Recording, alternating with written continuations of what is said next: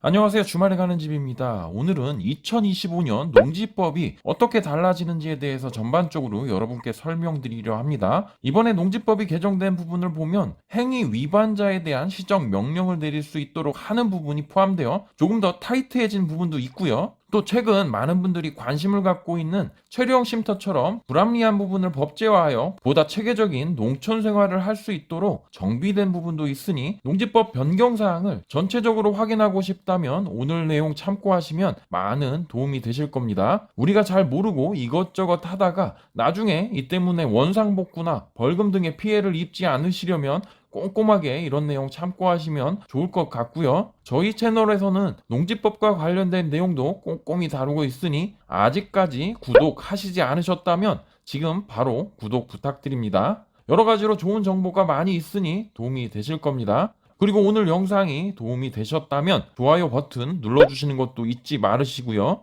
자, 그럼 본격적인 내용 들어가 보도록 하겠습니다. 우선 오늘 이야기할 내용 2025년도 1월부터 시행이 될 농지법에 대해서 전반적으로 말씀을 드리려 하는데요. 첫 번째는 농지가 될 수 있는 범위가 확대된 사항입니다. 여기에는 저희도 그렇고 많은 분들이 관심이 많은 체류형 쉼터 역시도 포함되어 있습니다. 특히나 설치와 직접 연관된 인접 도로에 대한 내용, 그리고 정화조 설치와 관련된 내용에 대해서 농림축산식품부 담당자로부터 확인한 내용을 포함해서 상세히 말씀드리고요. 두 번째는 농업진흥구역 내 농기자재 판매시설 설치가 허용이 되었는데요. 그동안 농업진흥구역에서는 농사 이외의 시설은 설치하기가 어려웠는데요. 이제는 농업진흥구역에서도 판매시설이 가능하다고 합니다. 앞으로 어떤 시설이 어떤 지역에 들어올 수 있는지도 한번 확인하시면 좋을 것 같고요. 세 번째는 농지 개량 행위에 신고를 하지 않아도 되는 경미한 행위 규정에 대한 내용입니다. 농지 개량 행위라고 한다면 성토, 절토를 의미하는데요. 논을 밭으로 만들고 싶거나 토지를 보다 평평하게 절토를 통해 개량하고 싶을 때 이 내용을 숙지하시면 좋을 것 같습니다. 괜히 잘못했다가 여러 가지로 어려움이 있을 수 있으니까요. 네 번째는 농업진흥지역에서의 행위 제한, 규정 위반자 등에 대한 시정 명령의 종류를 신설했다는 내용인데요. 최근 농지법에서는 일부 규정을 보다 명확하게 하면서 규제를 해제하고 있기도 한데요. 반면에 규정 위반자에 대해서는 보다 타이트하게 그 시정 명령이 나가고 원상복구를 할 수 있게 변경되고 있는데요. 자, 그럼 이 네 가지에 대해서 하나씩 이야기를 해보도록 하겠습니다. 첫 번째, 농지가 될 수 있는 범위가 확대되었다는 내용입니다. 여기서 가장 중점적인 게 두 가지가 나오는데요. 바로 수직 농장과 체류형 쉼터입니다. 먼저 수직 농장에 대해서 이야기를 하면요. 이게 흔히들 알고 있으신 스마트 농장입니다. 스마트 농장은 기존의 비닐하우스와는 다르게 그 시설이 보다 기계화되고 기존의 평면적인 토지의 시설에서의 농업이 아니라 이를 수직화하고 또 단순히 햇빛만으로 식물을 재배하는 것이 아니라 LED 등의 광원으로 식물 성장을 보다 빠르게 하여 생산성을 극대화하는 시설을 말하는데요. 제가 가끔 놀러가는 진천에 있는 루트스퀘어인데요. 여기가 스마트 농장 법인이 만든 곳인데 간단하게 이런 형태의 스마트 농장을 보시면 이해하실 수 있을 겁니다. 다만 이게 왜 이슈가 됐냐면 이런 스마트 농장을 하기 위해서는 관련 시설이 필요한데요. 비닐하우스처럼 땅바닥에서만 운영할 수는 없습니다. 당연히 바닥 포장은 기본인데 기존의 농지법에 있어서는 이게 허용이 되지 않기에 이번 개정안처럼 이를 농지 전용 없이 이러한 시설을 할 수 있게 허용한 것입니다. 다만 모든 지역에 다 허용을 해준 것이 아니고 농림축산식품부령으로 정하는 지역, 지구 또는 구역에 한정해서 허용을 하고 있기 때문에 스마트 농장, 수직 농장을 하려고 생각하시는 분들은 꼭 이 지구 지역이 어디인지 정확하게 확인하시고 준비하시길 바랍니다. 두 번째는 잘 아시는 것처럼 체류형 쉼터가 들어가 있습니다. 여기서 아주 핵심적인 것만 말씀드리고 넘어가도록 하겠습니다. 바로 가장 궁금해 하시는 두 가지 인접도로와 정화조 설치 가능 여부에 대해서 이야기를 해 드릴 텐데요. 이는 농림축산식품부 담당자로부터 확인한 내용이니 정확한 정보라고 보실 수 있습니다. 먼저 정화조부터 이야기를 해보도록 하겠습니다. 많이들 25년 개정 농지법에서는 정화조가 농막이건 체류형 쉼터건 다 설치가 허용된다고 알고 있으시잖아요.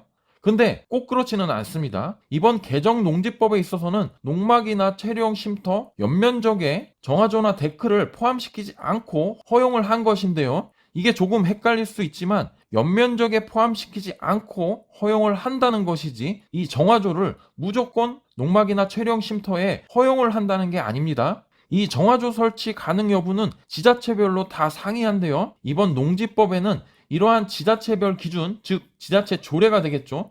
이것까지 포함해서 모든 것이 다 개정된 것이 아니기 때문에 이 점 꼭 지자체별로 확인을 해보셔야 합니다.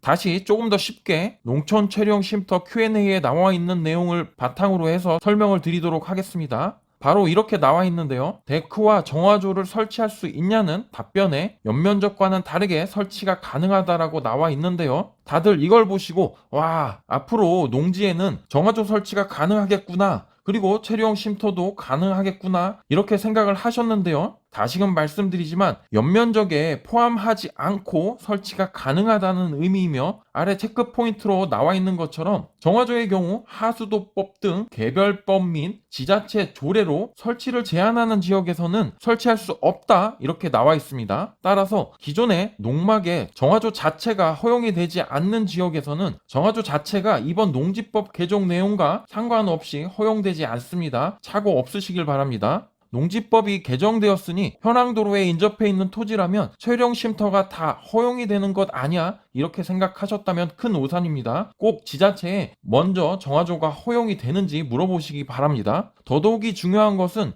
이 채령 쉼터의 경우 정화조 설치가 불가하면 채령 쉼터 자체의 설치가 불가능할 수 있습니다. 이 채령 쉼터가 임시 숙소 개념이므로 정화조와 같은 주거 환경이 갖춰지지 않는다면 당연히 임시 숙소로 사용이 불가능하고 때문에 채령 쉼터 허용이 되지 않을 수도 있다는 것입니다. 이 부분이 이번에 농림축산식품부 담당자로부터 확인한 사항인데요. 다만 기존에 지자체에서 농막의 정화조 설치를 불허한 법적인 근거를 잘 확인해 보셔야 한다고 했는데요. 단순히 농막은 창고이기 때문에 정화조 설치를 불허한 지자체도 있다고 하니, 이럴 경우 채령 쉼터의 경우 임시 숙소로서 사람이 거주하는 것을 어느 정도 인정하는 것이기 때문에 농지법이 개정된 이후에는 해당 지자체에서 그동안 불허했던 것을 허용할 수 있다, 이렇게 이야기도 했습니다.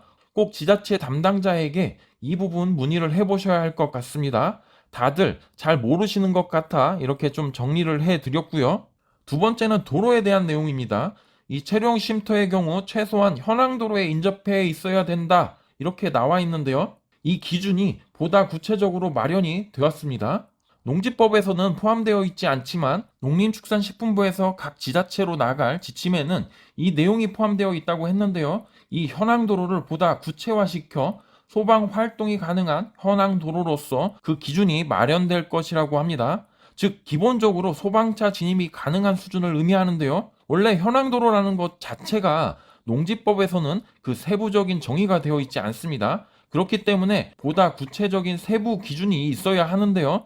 그래서 농림축산식품부 담당자는 산지법에서의 예를 기반으로 해서 다음과 같이 그 사례를 구분해서 지자체의 지침을 내려줄 예정이라고 하는데요. 첫 번째가 현황도로로 인해 다른 인허가 사항이 있는 경우, 두 번째, 2개 이상의 주택의 진출입로로 사용이 되는 도로의 경우, 세 번째는 지자체에서 공공목적으로 포장한 도로의 경우, 네 번째가 차량 진출입이 가능한 마을 안길이거나 농로인 경우, 이렇게 네 가지 중 하나만 충족을 한다면 현황도로로서 볼 수 있도록 지자체에게 판단하도록 지침을 내려준다고 합니다. 따라서 혼자만 사용하는 비포장길이 있는 맹지의 경우는 아마도 채령 쉼터 허용이 되지 않을 가능성이 있으니 이 점도 꼭 참고하셔서 앞으로 토지를 사실 때나 내 토지에 채령 쉼터를 계획하실 때 이 부분을 확인하시고 검토하셔야 할 것 같습니다. 자, 채령 쉼터 관련해서 저희도 궁금한 점이 많았기에 이 부분은 보다 명확하게 말씀드렸고요. 아마도 저희 채널 이외에 이렇게 세부적으로 이야기를 해준 곳은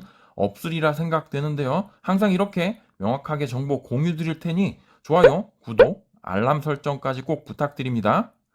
자, 두 번째 내용으로 넘어가도록 하겠습니다. 두 번째 내용은 농업진흥구역 내에 농기자재 판매 시설 설치가 허용된다는 내용인데요. 와, 이렇게 허용이 된다면 정말 농업진흥구역에 다양한 판매 시설이 생길 수 있겠다 싶었습니다. 하지만 이것도 제약사항이 있기에 솔직히 아무나 하기 어려운 상황이고요. 물론 주변에 이런 농기자재 판매 시설이 생겨서 읍내까지 가지 않아도 된다면 농사를 짓는 분들도 여러모로 편리할 수 있을 것 같습니다. 앞으로 이런 판매 시설이 얼마나 많이 생길까 지켜봐야 할 것 같고요. 보다 구체적으로 말씀을 드리면요. 현행 법령에서는 농업진흥구역에는 오로지 농사만 지을 수 있게 해놓았고, 여기에 가능한 것이 농업용 창고, 농기계 수리시설 등은 허용을 하고 있었지만 농기자재 판매시설은 포함되어 있지 않았습니다. 따라서 농촌에서 필요한 농약, 농기구 등은 읍내까지 가서 이를 사가지고 와야 하는 번거로움이 있었는데요. 이번 개정된 내용은 다음과 같습니다. 조합이 부지 면적이 3만 제곱미터 미만인 산지 유통시설 또는 부지의 총 면적이 3,000제곱미터 미만인 농업기계 수리시설 등의 부지 안에 농기자재 판매시설을 설치하는 경우로서 농기자재 판매시설의 면적이 전체 시설 면적의 100분의 20 미만인 경우에는 농업진흥구역 안에 농기자재 판매시설을 설치할 수 있도록 한다. 이렇게 나와 있는데요. 즉 우선 농업협동조합과 같은 조합이 이를 설치할 수 있으며 개인은 불가능합니다. 또 부지의 경우는 기존 산지 유통시설의 경우 3만 제곱미터 미만인 곳에 한해서 이 시설 내에 농기자재 판매시설 설치가 가능한 것이고요. 또 3,000제곱미터 미만의 농업기계 수리시설 등의 부지 안에 설치가 가능한 것입니다. 물론 그 판매시설의 면적이 너무 커지면 안 되니 100분의 20으로 한정해서 그 면적을 제한하고 있네요. 따라서 농협 등의 시설이 있는 곳에서 이런 농기자재 판매 시설이 생길 수 있으니 사용자 측면에서는 나쁘지 않을 것 같습니다. 다만 농업진흥구역의 경우 아직까지도 너무 많은 제약들이 있는데 이런 부분들이 앞으로 합리적으로 조금 더 개선이 되었으면 합니다. 자, 세 번째 내용으로 넘어갈게요. 농지 개량 행위에 신고를 하지 않아도 되는 경미한 행위 규정에 대한 내용입니다. 이는 성토, 절도 등의 농지 개량에 대한 내용인데요. 쉽게 이야기하면 논에 흙을 부어서 밭으로 만들려고 한다면 이게 성토에 해당하고요. 절토는 토지의 높낮이가 울퉁불퉁한 곳을 보다 농사를 짓기 위해서 평평하게 만들기 위해 일부 흙을 걷어내는 것을 의미합니다. 보통 이러한 토지 개량의 경우 기존에도 경미한 토지 개량의 경우는 신고 없이 진행이 가능했는데요. 이번 농지법 개정에서 이 경미한 경우를 보다 구체적으로 규정을 하고 있습니다. 우선 면적 기준이 있는데요. 바로 1,000제곱미터 이하의 농지로 한정을 했고요. 또 연간 허용량을 규정을 했는데요. 1년간 50cm 이내에 성토, 절토의 경우 신고 없이 진행할 수 있도록 했습니다. 이게 1년 동안 진행한 합산의 높이고요. 이를 초과해서 진행할 경우 꼭 지자체에 문의를 하시고 필요시 신고 후 진행을 하는 게 바람직합니다. 조령 쉼터를 만들 때 논을 밭으로 만들 생각을 하시는 분들이 있으실 텐데 꼭 50cm 이하로 성토하시고 진행하시길 바랍니다. 이제 마지막 내용입니다. 기존부터 농업진흥지역에서는 농업시설 이외에 다른 행위 및 시설은 엄격하게 제한하고 있었는데요. 앞서 말씀드린 것처럼 판매시설도 안 되고 했는데요. 그냥 막무가내로 농업진흥지역에 이런 시설을 해놓고 버티시는 분들이 있었습니다. 이게 그동안 그 행위 제한 규정을 위반한 자가 토지 소유주가 아닐 경우에 법의 사각지대에 있었는데요. 이제는 그 범위가 넓어져서 농업진흥지역에서의 행위 제한 규정을 위반한 자, 그리고 해당 토지의 소유자, 점유자 또는 관리자에게까지 시정 명령을 할 수 있게 규정을 변경한 것입니다. 즉 이제부터는 어떤 경우라도 또 누가 하더라도 농업진흥지역에서의 행위 제한 규정에 위반된 토지, 건축물, 공작물, 그 밖의 시설에 대해서는 해체, 철거, 용도 변경, 사용 금지, 사용 제한 및 원상 회복을 명할 수 있도록 농지법이 개정되었기 때문에 불법적인 시설을 할 경우 아주 문제가 될 수 있습니다. 원상복구를 하지 않으면 재산상으로 크게 손해를 볼 수 있으니 법의 테두리 안에서 어떤 행위를 하시는 게 좋을 것 같고요.